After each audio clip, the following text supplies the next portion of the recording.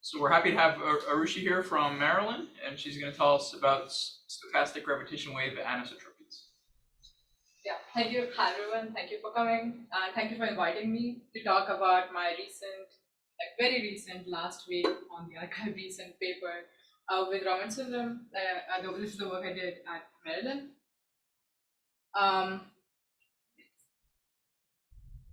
Okay, so the outline of the talk is something like this. I first want to talk about, give you some background and give some motivation for why we are talking about gravitational wave backgrounds. And in particular, I want to show you that isocurvature gravitational waves can have information that we cannot get from CMB. More specifically, the information is there in two different aspects of gravitational waves. I'll show you that the size of inhomogeneities in gravitational waves, especially distinctively large gravitational wave anisotropies, can give you information about new light fields from inflation.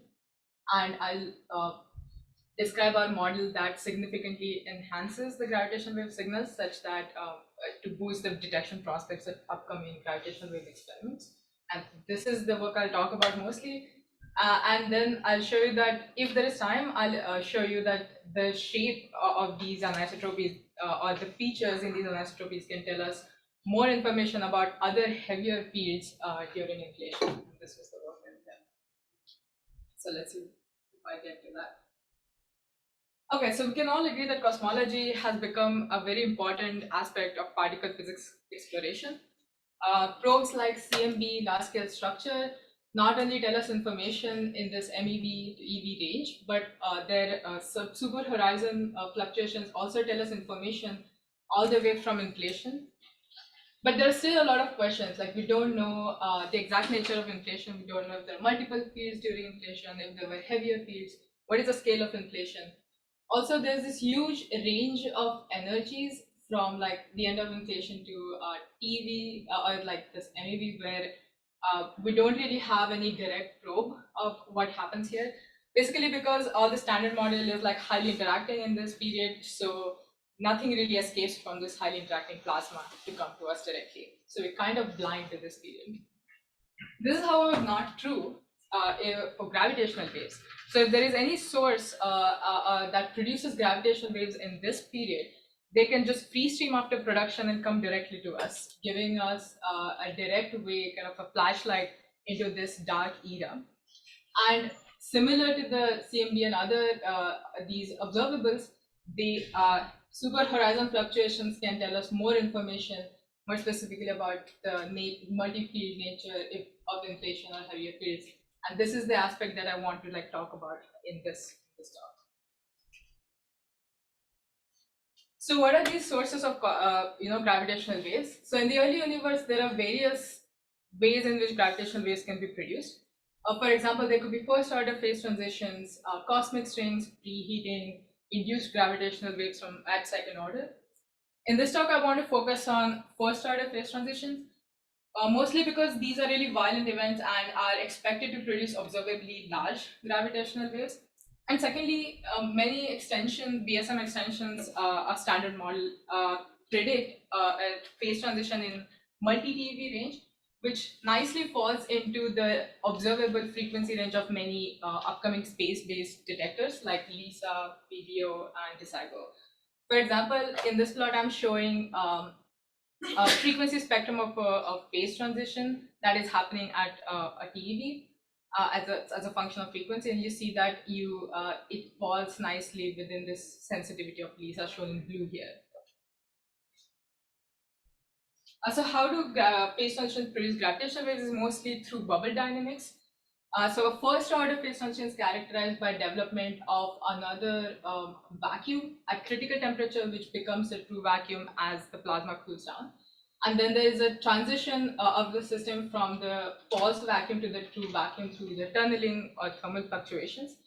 And wherever this transition happens, it forms like a nucleation site from which bubbles of true vacua grow.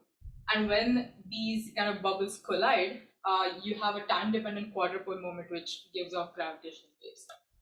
So this is the source of large gravitational waves in the early universe. Now, when this phase transition happens in the early universe, it happens everywhere in space. So basically, we are going to get gravitational waves from all directions, which are coming from basically a sphere, very much like the CMB. So that's why I call it a gravitational wave background.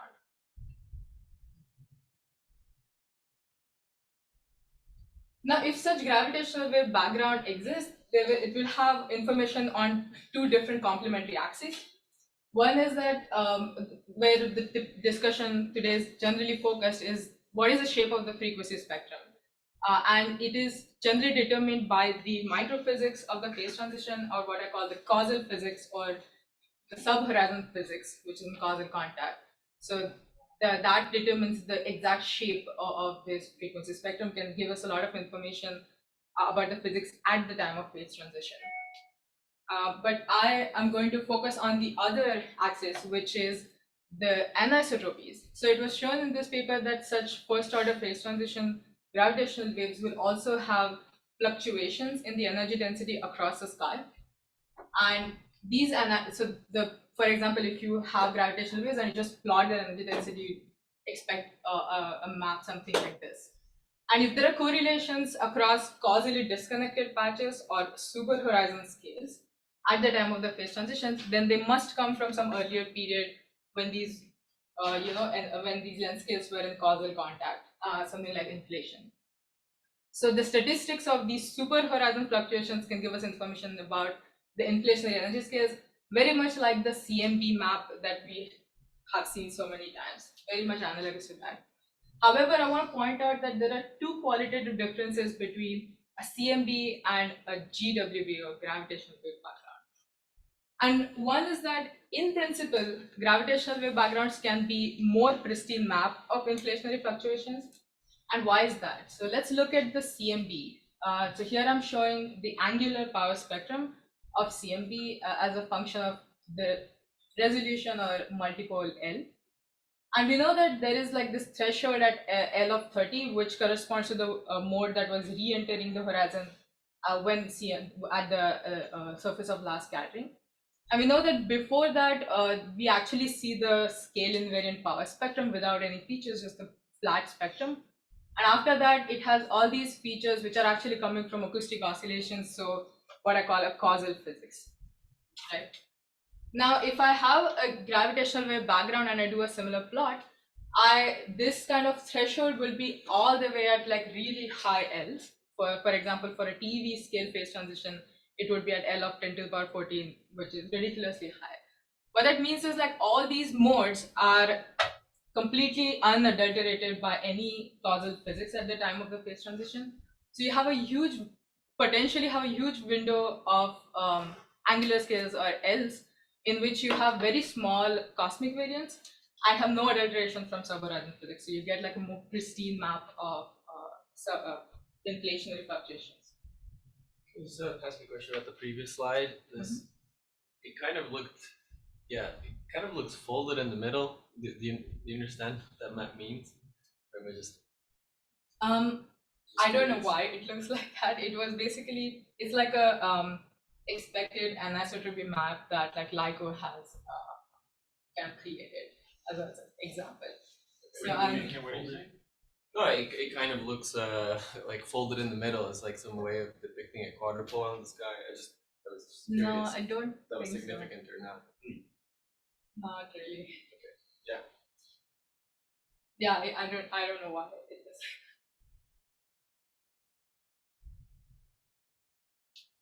Yeah, so and the second point is that gravitational wave background can be dominantly isocurvature. And to see that, let's do a kind of recap of a CMB, how CMB anisotropies are created. So here I'm showing in blue a surface of constant temperature at last scattering. And if a universe was completely homogeneous, we know that it would be a perfect sphere around us, shown in this dotted blue line. But we know that there are small inhomogeneities in the primordial plasma, which means that some regions are colder, some regions are hotter. Now the colder regions will be kind of further from us on this surface, and the photons coming from there will be more redshifted on the way to us at the center. And on the other hand, the regions which are hotter, the photons will be more blue tilted compared to the average when they reach us, creating this hot and cold spot map of CMB that we see. And we know that the contrast of temperature over the average temperature is very small at the level of 10 to the power minus 5. Now I want to do the same thing for gravitational waves. So here in pink, I'm showing a surface of constant critical temperature at phase transition.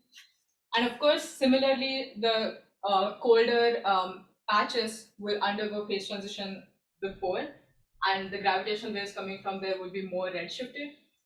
On the other hand, the regions which are hotter, otherwise will have more blue shifted gravitational waves, creating a very similar hot and cold map in the gravitational wave background.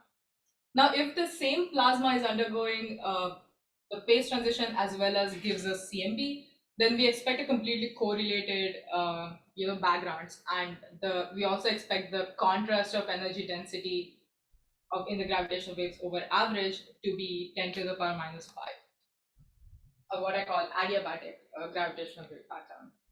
But this doesn't have to be the case. So the phase transition can happen in a sector that is completely decoupled from the standard model or the standard sector that gives us CMB, in which case we will have a completely correlated isocurvature, completely uncorrelated gravitational wave fluctuations, or what are known as isocurvature gravitational wave. And if they are uncorrelated, then they can be, first of all, much bigger than the contrast that we see in CMB. And they could also contain all sorts of interesting features that we generally do not see or we haven't seen in CMB. So that's the motivation for considering isocurvature gravitational wave backgrounds.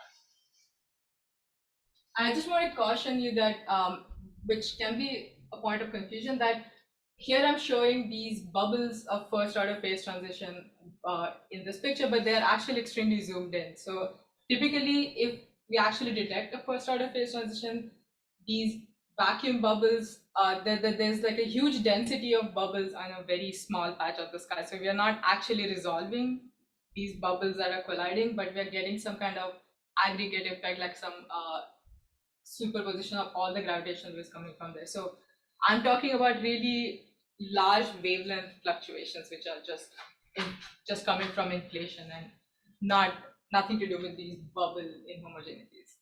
That's why it's a little confusing that the isocurvature can be so big, because the CMB would place limits, no? Yeah, yes, exactly. And that's the point basically, and I'll come to that. So if we want an isocurvature gravitational wave, we need some other source of primordial fluctuations, because we know that it's not the one that is giving us CMB. So what can it be? So we need another light field during inflation. Let us call it chi. And by light, I mean it has to be lighter than the inflationary Hubble scale. And we also want it to have some amount of energy density so that it can give it to gravitational waves. So we'll consider an initially misaligned field, and the misalignment is chi naught here. And you can, if you want an example, you can think of it as an axion-like particle, which is unstable and will decay. And this field is subdominant during inflation. So the inflation is still driven by the inflaton, like in the standard case. And of course, because it's a light field during inflation, it will develop a spectrum of scale invariant fluctuations. And because of these fluctuations, it will have inhomogeneities in the energy density across space. And the contrast in energy density, which I will denote by delta chi, can be easily related to the inflationary Hubble scale over this initial misalignment chi naught.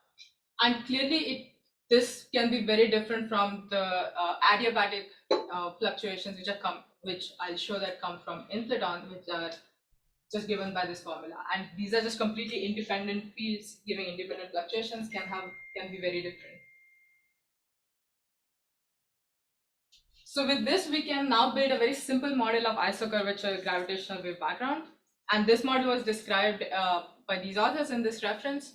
So what this model does is you take the light field that we had, chi, and we say that after inflation, when its mass is comparable to the Hubble scale, it will get unstuck from its initially misaligned value. It will start oscillating in its minimum, and it will reheat some radiation back.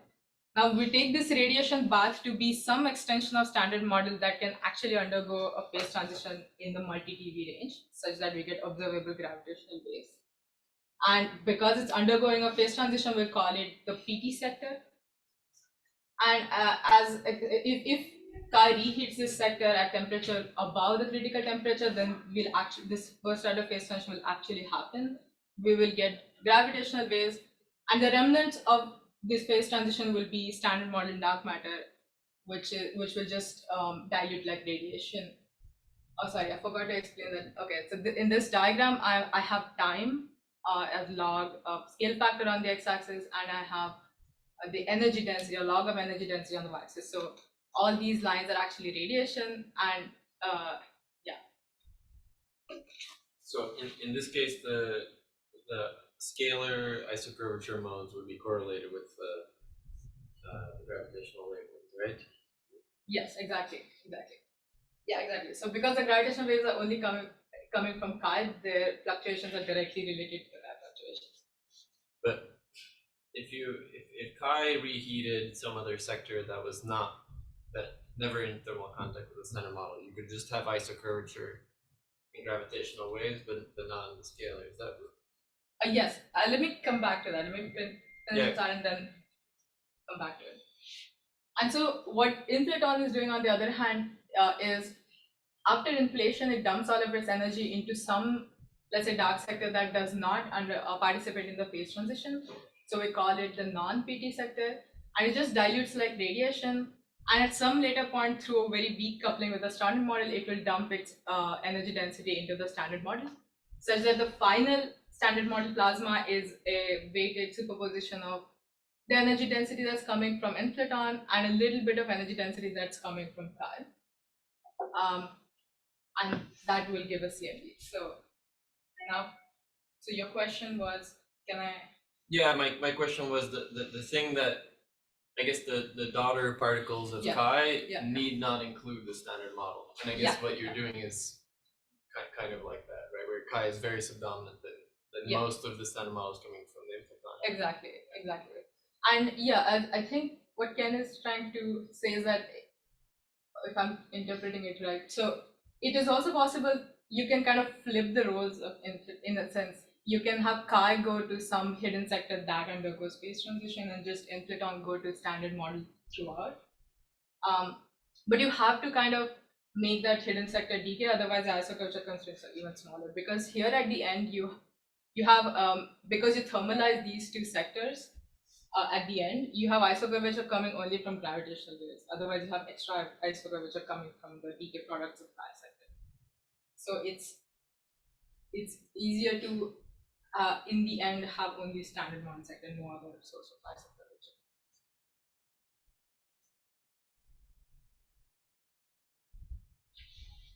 Okay, so as expected, the CMB in this case, the CMB fluctuations, delta, are coming primarily from the inflaton fluctuations, and there is a small contribution from the decay products of Chi, but they are weighted by this small fraction FPT, which is the ratio of energy density in this PT sector compared to the total energy density, and it's less than 1.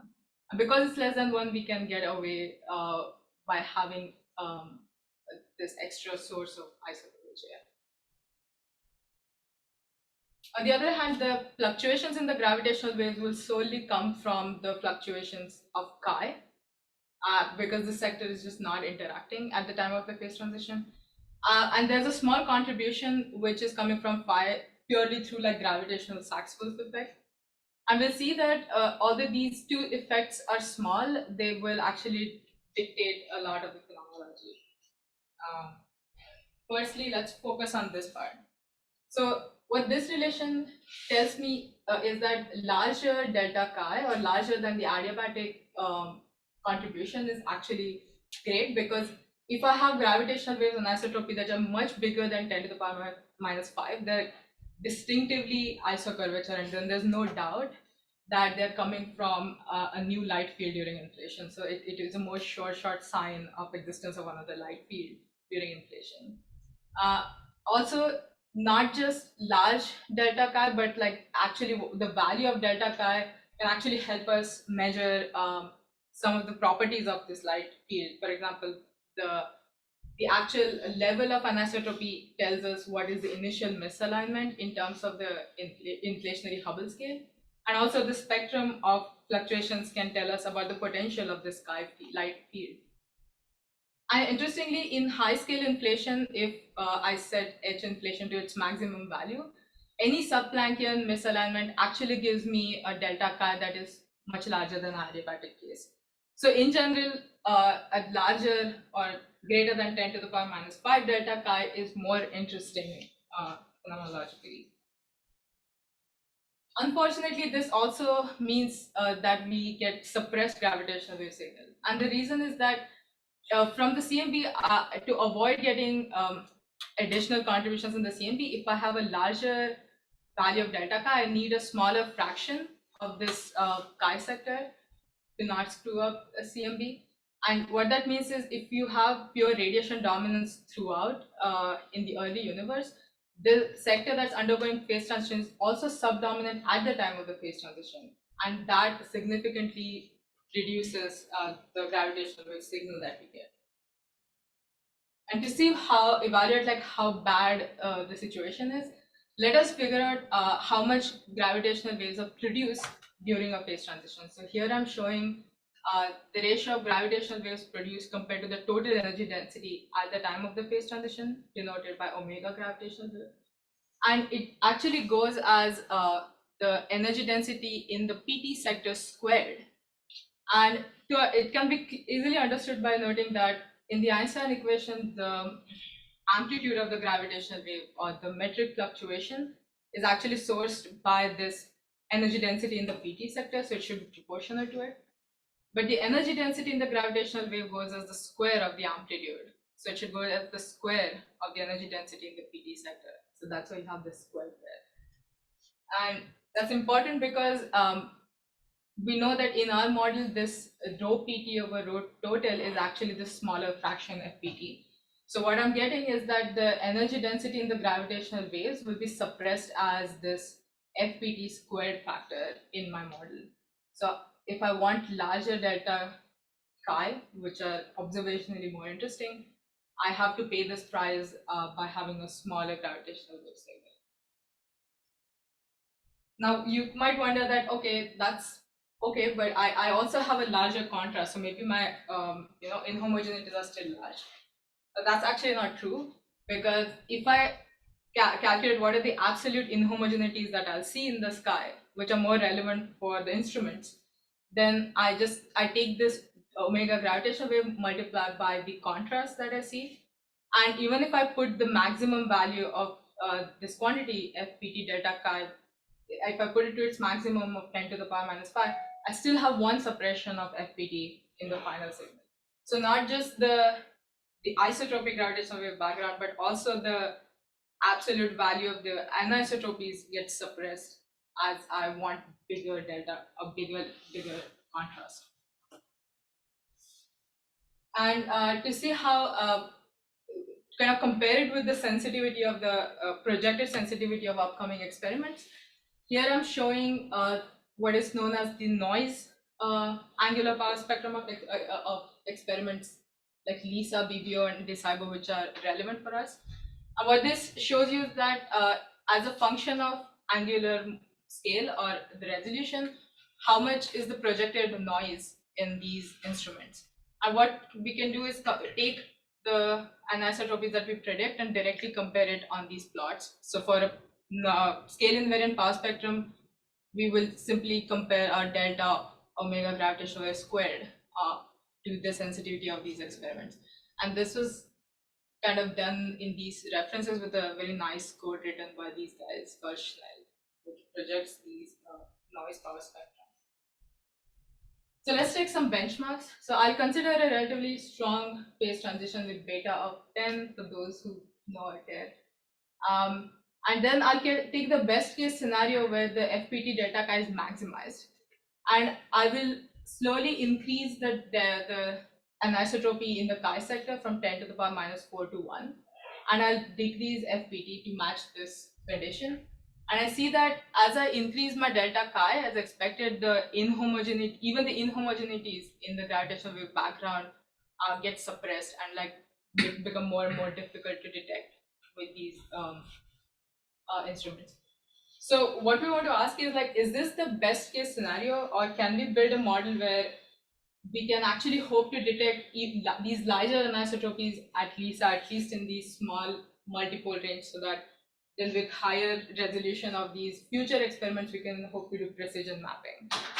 So that's what we set out to do. So sorry, just question on your previous slide. Alpha equals to 1 here means that the amount of energy density that is going into this phase transition at this time is the same amount, like it's 100% of the energy density in the standard model radiation, right? Which is already the most optimistic that number can be. Also, a related question is, there's obviously a bound on what alpha can be just based on the indirect bound you get on the strength of your gravitational wave background coming from not time effective measurements. I see. Yeah. So all these are actually these signals are they do satisfy the ineffective part, so they are not.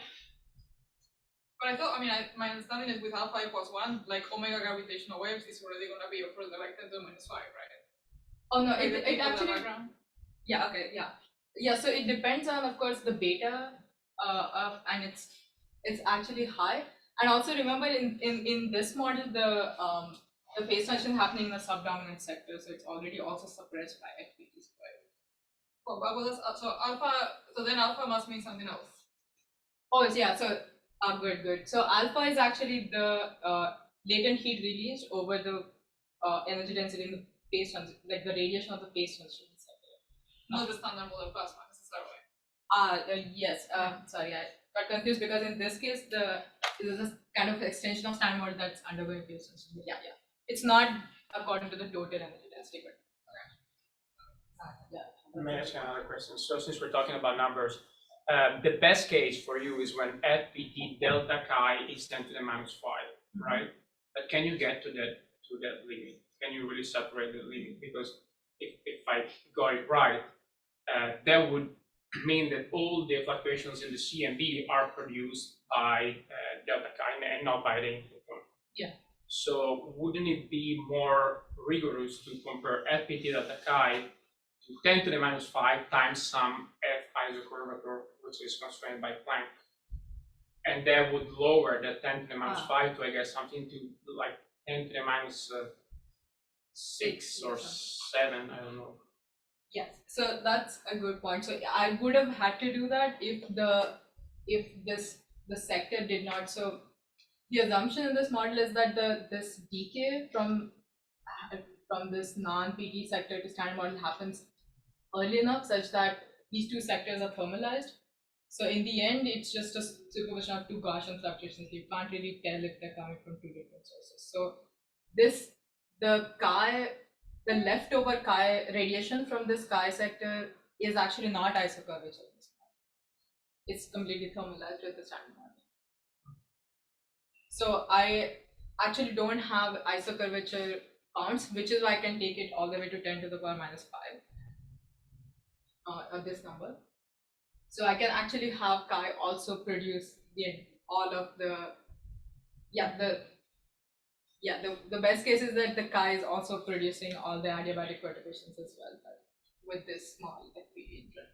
Yeah, that was actually my first question too. Yeah. Like, why does the chi field eventually leave the standard model? But that's I guess because you want to not have those isocurvature bounds. Yeah, if it does, as you were saying that if it didn't actually, then I would actually have to take it at 10 to the power minus 6, which will be worse because then I have to take even smaller FPT and get even more suppressed.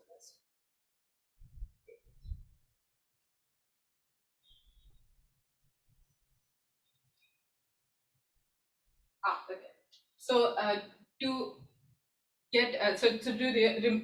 so let's remember where the suppression was coming from. So we needed this small FPT to not get extra contribution in the CMB, but due to radiation dominance, we also became the PT sector also became subdominant at the time of the phase transition, which was giving us the suppression.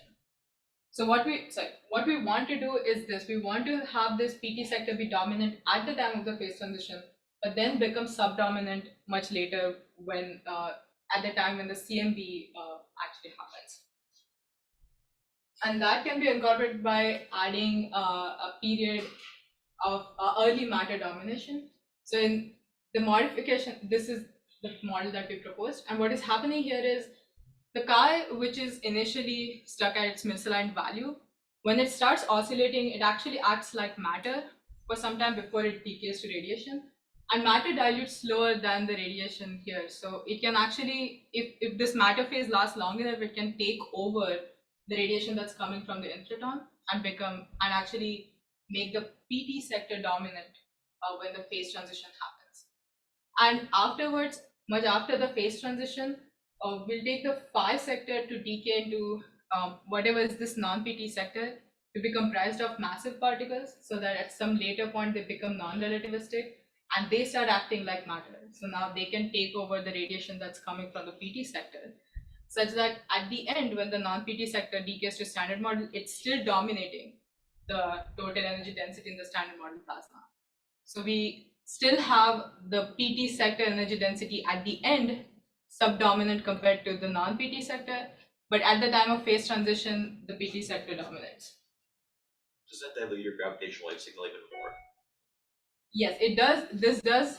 Yeah, so this period of matter domination from this non-PT sector, which are called early matter domination, it does dilute all the radiation, of course, but it doesn't do as much damage as it was doing before. So I'll show that.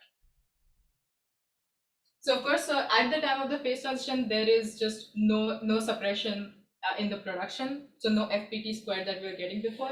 But as was pointed out, because I have this period of matter domination, all the radiation will get diluted, relative to the total energy density. But this period of early matter domination is completely dictated by what is this fraction FPT, and this dilution is actually only one factor of suppression from FPT. So what that means is the gravitational wave energy density today will be suppressed only by one factor of FPT. And if I again try to figure out what is the absolute inhomogeneity in the gravitational waves and multiply this by the delta chi, put it to its maximum value, I see that there's no additional suppression when I calculate in the inhomogeneities in gravitational wave background. And to see the gains, let's go back to the same benchmarks that we took before. It's the same case. I'm also going to allow myself the same best case scenario as before.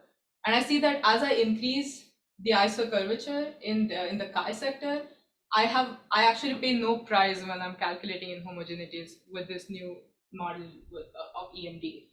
And the points which were initially, all these lines which were actually dropping before, they all get lifted to this one green line here. So the best point is that in this EMD model, it's actually possible to detect all of these large isocurvature, at least to few multipoles at LISA. There's a possibility of detecting them, such that you at least you have more motivation to go to like higher sensitivity instruments and do like more precision mapping.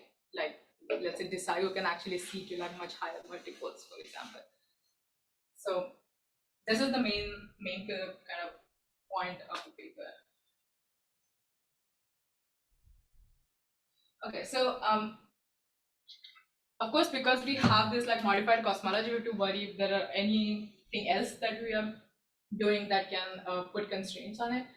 And in this model, what is happening is during this period where the PT sector is dominating, we have large fluctuations in the total energy density. And it is known that if you have a period of early matter domination, the matter perturbations actually grow linearly. And this could potentially cause a lot of unwanted structure that we don't want. For example, you could worry that what if it causes like a formation of mini clusters and machos that we haven't detected, for example. And then fortunately, there are various mechanisms that can damp fluctuations that are growing in this sector. For example, there is lot of frictional damping or free streaming effects that can damp perturbations in this final standard model plasma on small scales. And all these mechanisms are described here. What it requires is that this decay of non-PT sector to standard model happens at relatively high temperatures, so before dark matter decoupling. And if you consider like a standard Wimplex scenario, if you have this decay temperature of like more than 100 GeV, all these effects will play out, and you will not expect any additional structure on small scale in dark matter, etc. So that can easily be gotten rid of in this model. But one thing that you cannot get rid of is that primordial black hole that are formed during this model. So large curvature perturbations are known to produce primordial black holes very sensitively, and we want to make sure that we're not overproducing these primordial black holes. So most of the primordial black hole production will be enhanced during both these phases, when PT sector dominates and when the early matter domination is happening. This period, the PBH formation, this period is more important, and it puts constraint on how large the delta chi can be in this model. So we saw that a delta chi of greater than 10 to the power minus 2 will overproduce primordial black holes. But interestingly, for when you saturate this limit, when you take the maximum isocurvature delta chi, and if I have this decay temperature greater than of about 300 GeV, which is consistent with the previous bound from small scale structures, I actually get primordial black holes forming in this nice window where people know that primordial black holes can actually make up entirety of dark matter. It also has this like nice monochromatic structure of primordial black holes, which is interesting. So in this model, it's actually possible to make primordial black holes the entirety of dark matter in certain parameter regime, which is a nice feature. So the conclusion is that if delta chi is bigger than 10 to the power minus 2, you will overproduce PBH. So it cannot be accommodated in this model unless there is like a significantly red tilted spectrum of chi. And why this is because these primordial black holes, all these things are happening on the co-moving modes. They are re-entering much earlier, so they're happening on very small scales. So if you have large isocurvature on small k, but there's a significant red tilt so that you get very small power on large k, then you can evade these constraints for primordial black holes. I must say that it's not trivial to do this, because if you have a light scalar, then it generally has a blue tilted spectrum. So to get a significantly red tilted spectrum, you need to have some additional model building for the potential for chi, which we haven't really explored. And the last thing, which is actually not a constraint but an interesting feature, is that there's a second source of gravitational waves in this model, which are the gravitational waves which are sourced by the curvature perturbations themselves, but at second order. And these are typically small because they go as the fourth power of whatever anisotropy you have in the fourth power of the curvature perturbations. So in usual case, when it's 10 to the power minus 5, this is ridiculously small, so not something that could be potentially detectable in the future. But in this case, because we have this period when the curvature perturbations are actually very large, dictated by this PT sector, and they also grow during this period of early matter domination, you actually get much larger secondary gravitational waves. And to kind of compare it with our first source of gravitational wave, which is phase transition, I'm showing the energy density in gravitational waves as a function of frequency, and there's the sensitivity of various power law integrated sensitivity of various experiments, vis-a-vis or DeSigo. And this orange line is the phase transition gravitational wave, and the brown line is the induced secondary gravitational waves. So they're still weaker than the phase transition, the gravitational waves coming from phase transition. So it you'll need a futuristic detectors to see it. But they have some interesting features, like they're generally flat, but with the early matter domination, you get this interesting peak. So if it's detected, it could be a hint that early matter domination existed, which is typically difficult to probe. And we are actually currently exploring another a kind of potential extension where these secondary gravitational waves themselves can be the isocurvature gravitational waves that we were looking for. So that's the new extension, but we're still working on it. Is there a UV cutoff for the induced gravitational wave signal? Or like how high does it go? Just keep going flat. That's a good point. So in this case, it will start. So it is generally very small. Like it starts when at the end of inflation, basically, and that's the UV cutoff. But in our model, like their strength will be actually even smaller during this part, and they will increase when the PT sector starts dominating, and then it drops again when you go back to the standard. So they are only enhanced for all the K modes that are entering during this period. So for like the model or the plot that you had, like how far would it go for the parameters you took, or is it there's still dials that you can play with? I think you that can, plot? yeah, you can dial it depending on like when the end of inflation happens, when this car takes over, etc. But that's a good point. So it should at least, so we know that during the phase transition, the PT sector is dominant, so it should be at least flat till here, and then a little more, and then it can fall down depending on when the car sector is dominant. So we speak in this induced gravitational wave background part. So that peak corresponds to something like the Hubble scale at the time of like matter domination, or Yes. So the peak corresponds to the co-moving mode that's entering at the beginning of early matter domination. Yeah. And this peak corresponds to the Hubble at the time of phase transition.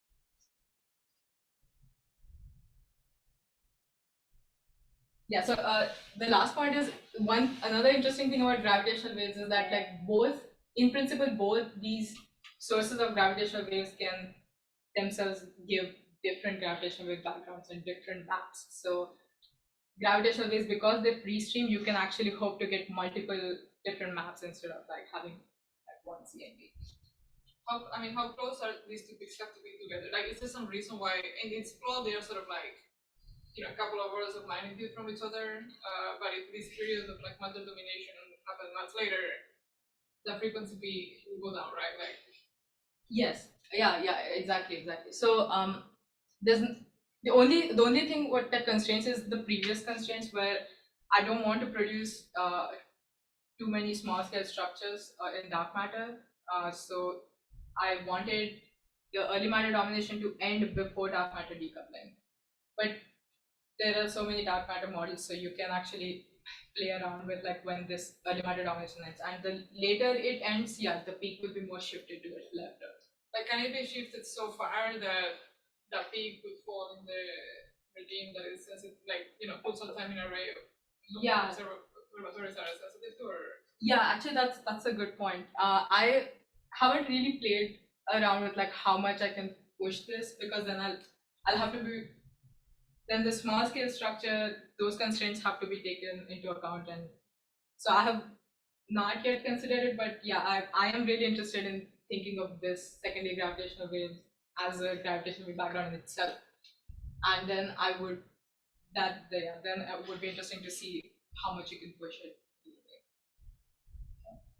I mean, it's got to be the reheat temperature's got to be above BBN. So doesn't that set somewhat of a lower bound on the frequency? Well, I mean, BBN temperatures is like 10 nanohertz, which is still many orders of magnitude to the left. And Right. So this could happen well before well before BBN. Yeah. But still, in the sub domain 7 Hertz regime, which would be very interesting. Yeah. Actually, that's a great point. So, yeah, so only thing that has to be done there is like make sure that no extra structure is formed on small scales. That's the only way.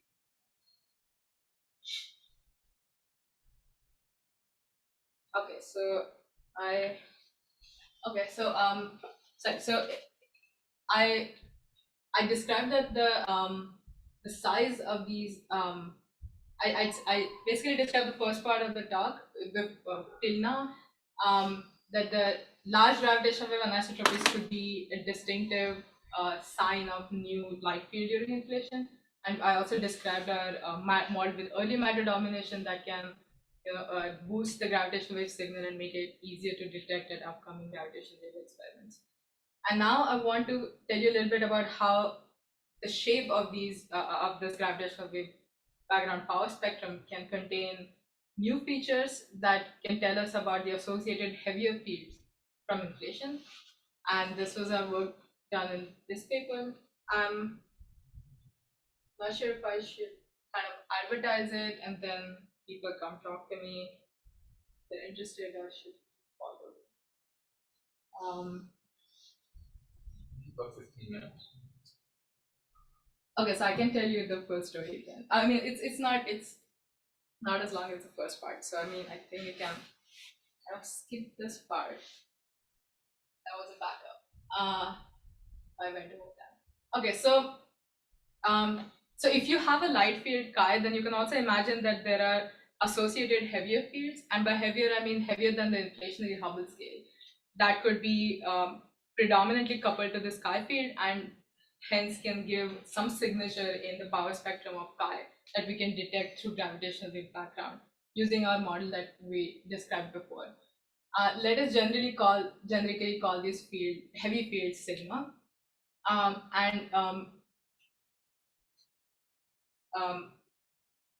what we want is this: we want to take this heavy field and we want to excite it during inflation such that it leaves some signature in chi.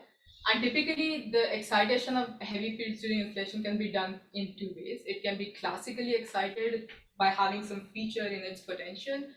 I will focus on this, I'll describe it more in the coming detail. Or it can also be just produced quantum mechanically from time-dependent background of inflation. And it typically gives signatures in the power spectrum, not in the power spectrum, but in the 3 and higher point correlation functions known as non-Gaussianities.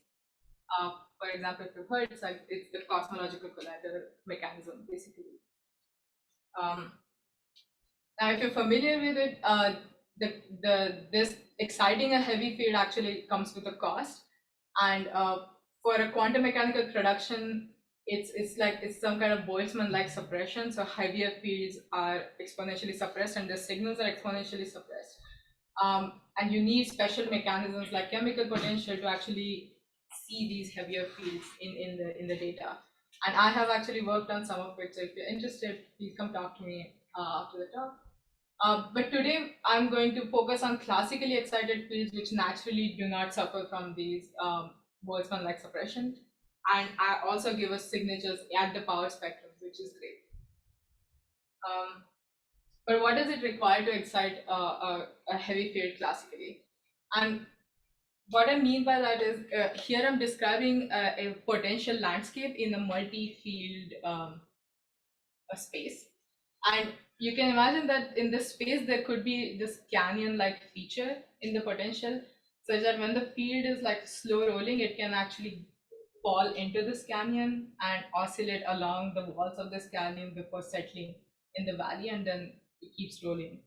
So this excitation along the walls of this canyon is basically the classical excitation of the heavy field.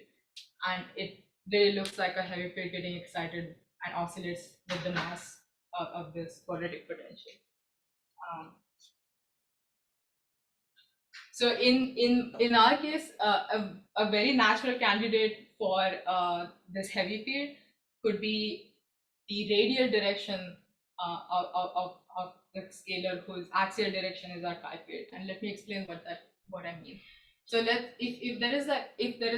I say that chi is an axion-like particle, then I can think of it as a Goldstone boson of some spontaneous symmetry breaking.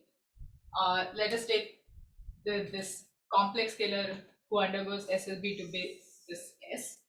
So and it can have a potential that is modulated by the inflaton itself.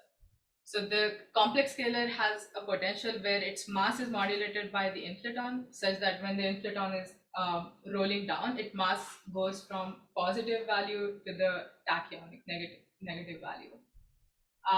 So its potential, which initially looks just like a quadratic potential, when inflaton rolls down, it actually becomes this Mexican hat potential, and the field which was sitting at the center can actually roll down and oscillate around this valley before settling down.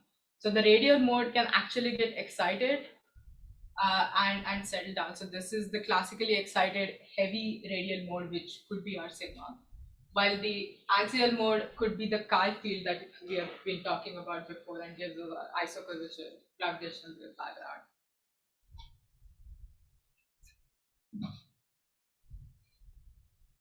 So that was an example of who the sigma could be. In principle, sigma could be any heavy field that is predominantly coupled to the chi that gives us gravitational wave background.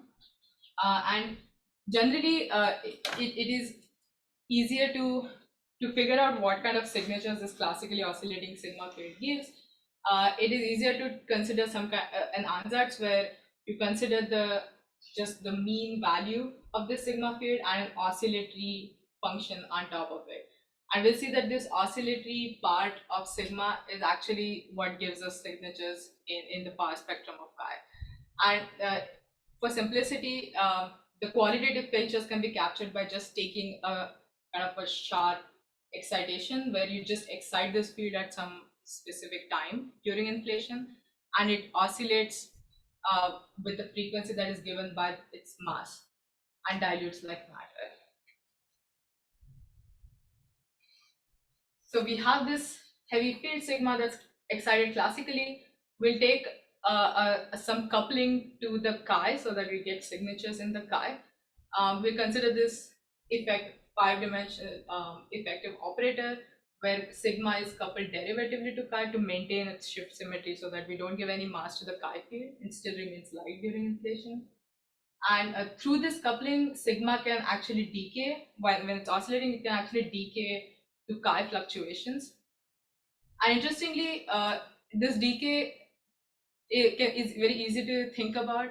You can think of this sigma as a condensate of particles with mass m sigma, and it decays to a certain fluctuation of chi with co-moving momentum k when the physical energy of these outgoing chi modes matches the mass or the energy of this sigma. So during inflation, the physical energy of every mode is redshifting. So the time for a co-moving k mode when its physical momentum matches this mass of the sigma field, only then these two modes get produced. So for every co-moving mode, there's a very specific time during inflation when they're produced, and this condition is enough to predict what kind of signature sigma gives in the chi power spectrum. And it is an oscillatory signature, and let me explain. So on this left side, I'm just plotting this oscillatory sigma piece as a function of time. On the right, I have the power spectrum of this light chi field as a function of k. And usually, for a light field, it's just a scale invariant spectrum, so it's just flat. But because you have this oscillating sigma field, which is now decaying into chi fluctuations, you will expect some features on top of the scale invariant spectrum. And the features look like this. So as I said, every co-moving k mode is produced at a very specific time. So let's consider this k1 mode, which gets produced when sigma is in its peak of its oscillation. And here you just have more number density of sigma to decay to chi. So you expect slightly more power in the k1 mode in the power spectrum of sigma. Similarly, the mode that is produced when sigma is less will have a small dip in the power spectrum. So the oscillations in the sigma field get directly translated to the oscillations in the power spectrum of chi. And as expected, the frequency of this oscillation, which is just dictated by the mass, is also the frequency of oscillations in log k space in this power spectrum. So if you actually see such oscillations, its frequency directly tells you the mass of the heavy field. So and this is a very distinct sign. No other physics during inflation can copy this kind of oscillatory signature. So it's like a direct detection of heavy particles from inflation. So such signatures are of course looked for in the CMB, and we haven't seen anything. So the next best we can do is like we can say that we can probably see them in the gravitational wave background, but they can be completely hidden in CMB. So what we will do is we have this classically oscillating sigma field. It predominantly couples to chi, so it gives this oscillatory feature that I described in the power spectrum of chi. And we will couple this to the original isocurvature, the model of isocurvature gravitational wave that we talked about, such that the features in the chi spectrum are directly translated to the features in the gravitational wave power spectrum. On the other hand, in the CMB is coming from a different sector, so it only gets this feature with very small amplitude, and that's suppressed by the FPT squared suppression that I talked about. So we have interestingly noticed that the feature appears at the similar L in both gravitational wave background and CMB, but in one it's quite large and distinctive, but in the CMB it can be very small and easily hidden under the cosmic variance. And as an example, I take a benchmark where the mass of the sigma field is like 5 Hubbles, and let's take the feature to actually appear at L of 20. And in this benchmark, the expected modulation of the CMB power spectrum is at 10 to the power minus 3, while that in the gravitational wave background is actually 2 orders of magnitude bigger at 0.3. And we can show that this modulation of the adiabatic perturbations because of sigma field is so small that it cannot be detected in CMB, but it also cannot be detected with any future probe of adiabatic perturbations like 21 centimeter mapping or large scale structure, which is surprising because we expect them to be more sensitive because of the higher number of K modes that they can probe. But this feature can hide even below the cosmic variance of any 3D map of adiabatic perturbations that you can think of. So it can never be proved. On the other hand, in the gravitational wave backgrounds, this is the inhomogeneity expected and the modulation of the inhomogeneity because of sigma field. And we see that you will require futuristic detectors that can actually go to higher L, but you can actually hope to see not only the inhomogeneity but the modulation on top of it.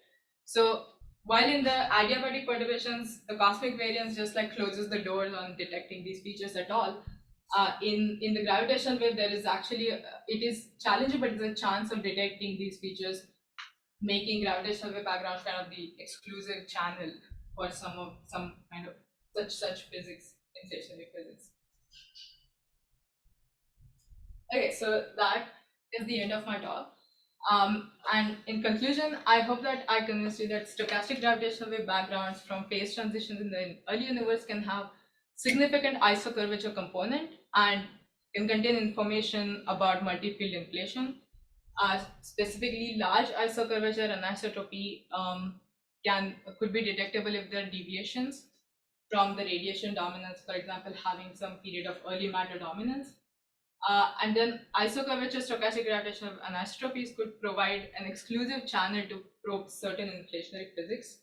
And that was the second part where I showed that some kind of heavier particles which are associated with the chi field can be readily detected in gravitational wave background, but are completely hidden in any adiabatic map that we can think of. And then the last question is, because these isocurvature maps can contain all sorts of new information, then the question is, just like gravitational waves, are there any other maps of that are different from adiabatic maps that we can think about, and what kind of features would they contain? So that's it. Thank you so much.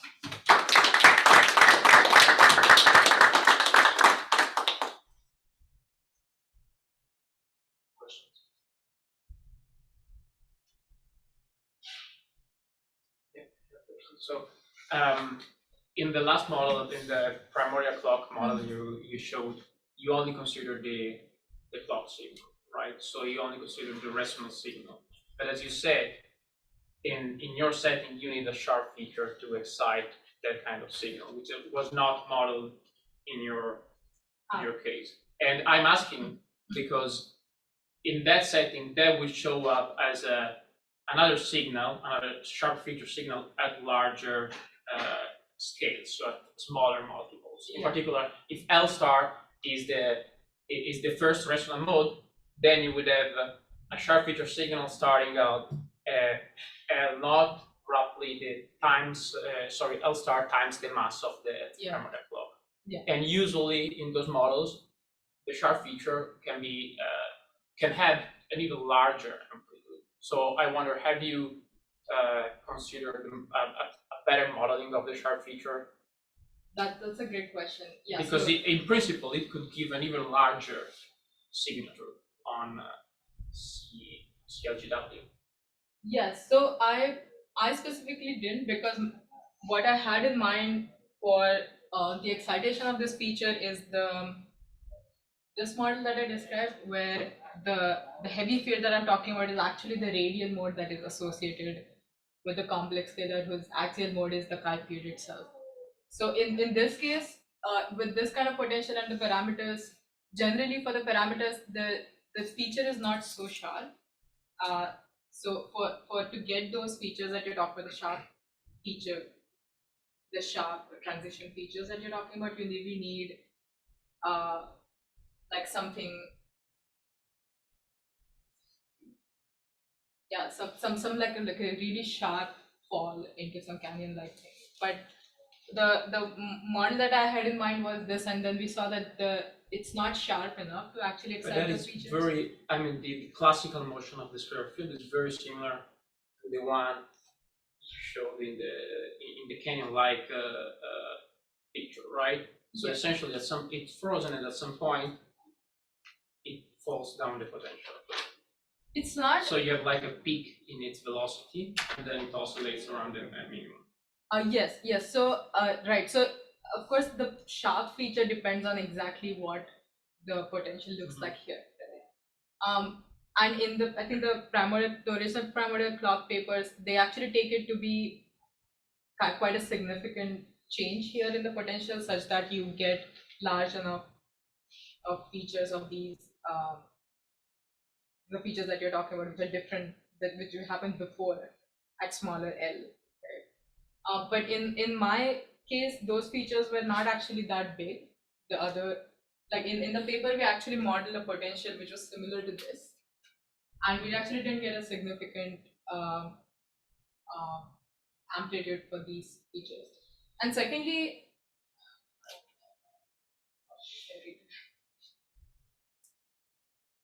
secondly, it's actually, as you pointed out correctly, it actually happens earlier, right? Like the sharp feature signal. So these oscillations are log k, those oscillations are just like sine k. So they have a different shape, and they also happen earlier, where the cosmic variance is higher. So you need a correspondingly larger signal. It depends, yeah, but it depends on where it lays L star. I mean, of course, the corresponding cosmic variance always increases going towards larger scales, but if L star is in sufficiently small scales, then you can hope to detect also the larger ones.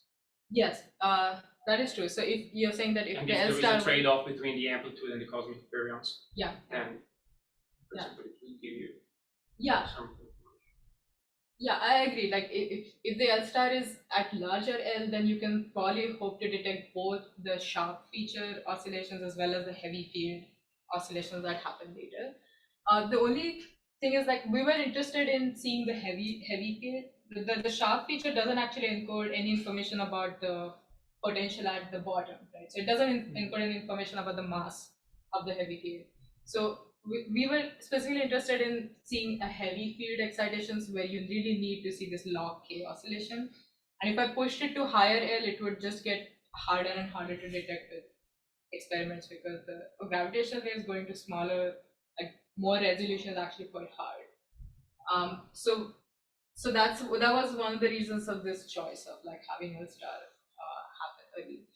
But yeah, in principle, the sharp feature itself could be interesting. And if you have a detector that can see much larger range of L, then yeah, that would be great to like see both these modes getting